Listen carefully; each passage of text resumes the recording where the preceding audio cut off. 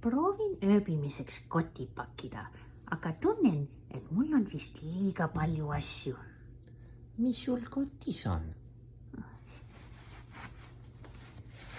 Minu magamiskott, padi, hambahari, kampsun külmaks ajaks, natuke teed, paar raamatut, pealatern,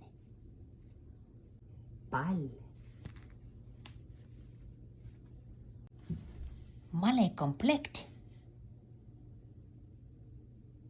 kitarr, mõned suupisted.